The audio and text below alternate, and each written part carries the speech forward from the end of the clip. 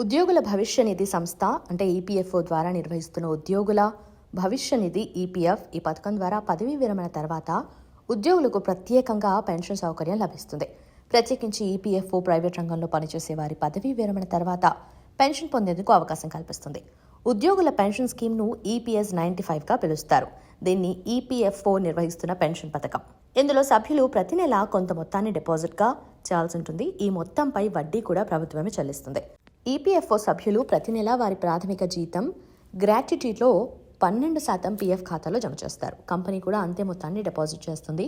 ఉద్యోగి కాంట్రిబ్యూట్ చేసిన మొత్తం పూర్తిగా ఈపీఎఫ్ ఖాతాకు చేరుతుంది.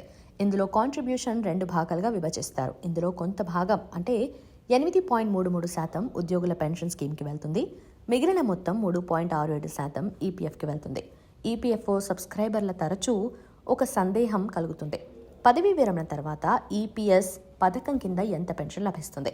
దీనికి సమాధానం ఇక్కడ తెలుసుకోవచ్చు. పెన్షన్ను సులభంగా లెక్కించడానికి ఇక్కడ ఒక ఫార్ములా అందుబాటులో ఉంది.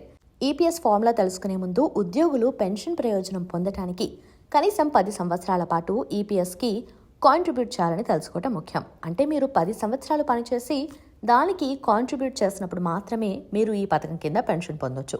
గరిష్ట పెన్షన్ సేవ 35 సంవత్సరాలుగా నిర్ణయించారు. ఈ నియమాలను గుర్తుంచుకోవటం కూడా మంచిది. 55 ఏళ్లు నిండిన ఉద్యోగులకు మాత్రమే పదవీ విరమణ ప్రయోజనాలు లభిస్తాయి. కానీ ఎర్లీ పెన్షన్ సౌకర్యాన్ని ఎంచుకోవడం ద్వారా ఉద్యోగులు ముందుగా పెన్షన్ ప్రయోజనాన్ని పొందొచ్చు. ఎర్లీ పెన్షన్లో 50 ఏళ్ల వయసులో పెన్షన్ ప్రయోజనం పొందొచ్చు. అయితే ఎర్లీ పెన్షన్ 4% తగ్గింపుతో పెన్షన్ లభిస్తుంది. అంటే 56 సంవత్సరాల వయసులో ఎర్లీ పెన్షన్ ఎంపికను ఎంచుకుంటే ప్రాథమిక మొత్తంలో 92% మాత్రమే పెన్షన్గా అందుబాటులో ఉంటుంది. 50 ఏళ్ల తర్వాత సాధారణ పెన్షన్ పొందొచ్చు.